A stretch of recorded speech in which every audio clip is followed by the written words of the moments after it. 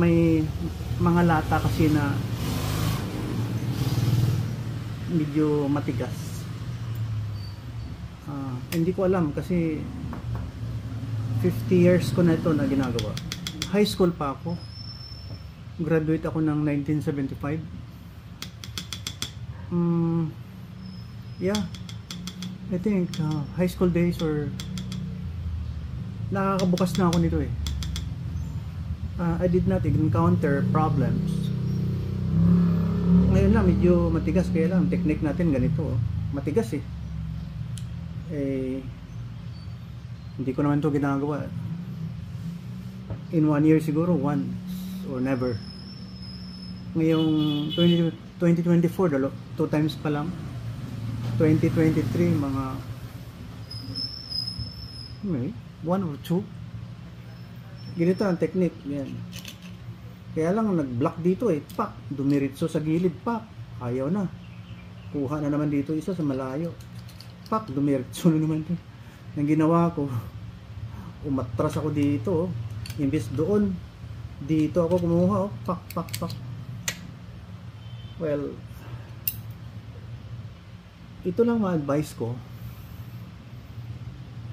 Alam niyo ba may Boy Scout tayo?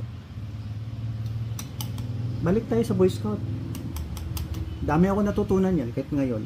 Walang apoy, I can make a fire through 2 bambo. Pull, bambo yan, kalahati, pak. Nakaipit lang yung grass or something like a very dry, anong ginawa namin nun. Dayami ng pala yata eh. Or very dry something else. Pak. Tapos i-ganon mo siya dun sa kawayan din na bali nakaganon yung kawayan, no?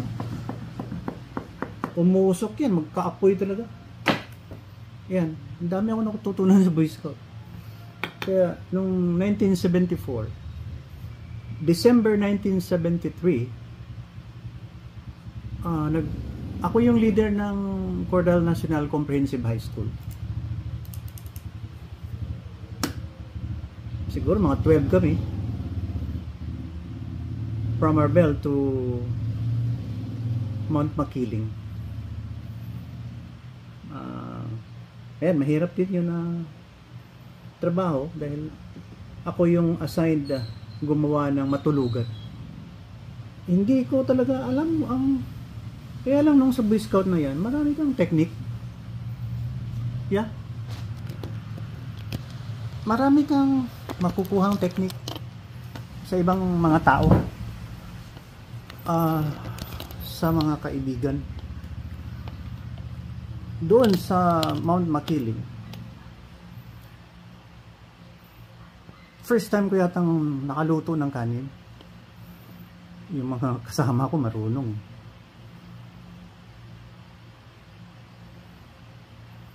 Kaya ginawa ko yung higaan.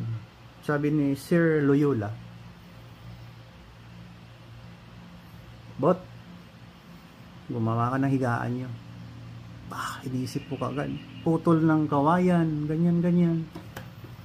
Kawayan, nakagawa ako ng higaan namin.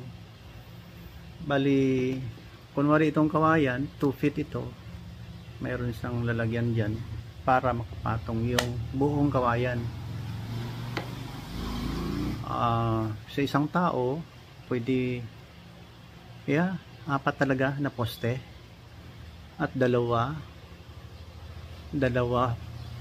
mahaba, mga yung haba ng tao 5 feet yata, tapos pinagtali-tali ko yung mga binaon sa lupa, pinagtali-tali ng magkatabi yung poste, ganyan. Tinuhog ko yung sako, 2-3, ganyan, nakatulog kami.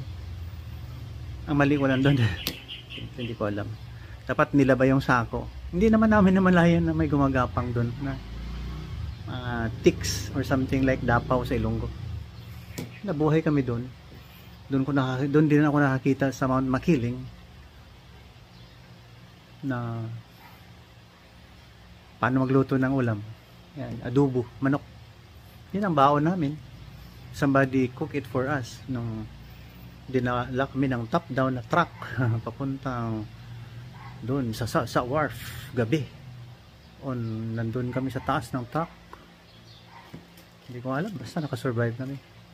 Papuntang sa wharf galing Marbel. Pagdating doon, sakay ng barko papunta Manila.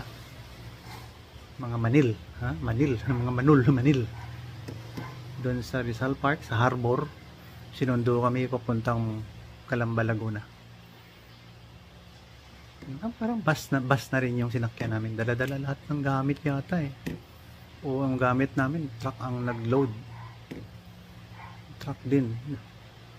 Rented ng South Cotabato. Yun ang the first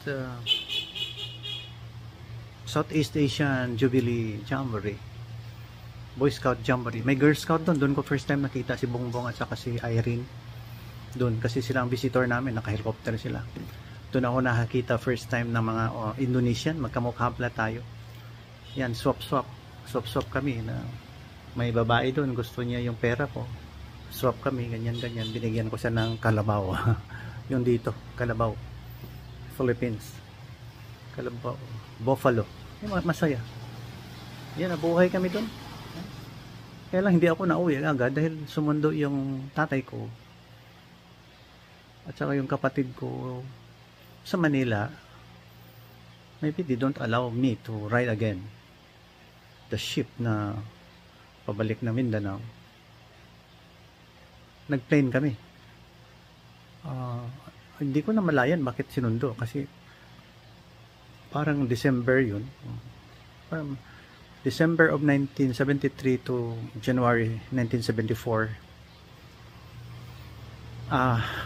Baka may purpose din. First time kong na-meet yung mga kamag-anak doon, kapatid ng nanay ko sa Manila. So nag-reunion kami. Excited din sila eh. Yan, maraming ibalik natin yung ROTC. Maganda din yun. Huwag na lang tayo mag-usap-usap ng ibang bayan. I-compare natin. Baka balang araw we keep on comparing the Philippines and the other side of the world. Kahit nagka-yellow, nagka-snow paligid, pero maraming pumupunta doon at progressive sila. First world country. Ang Philippines, progressive but third poor country. Ako nang bahala dyan. Makinig na lang kayo sa akin. I will teach you how habang I'm still alive, okay? February 1, 2024. God bless us all.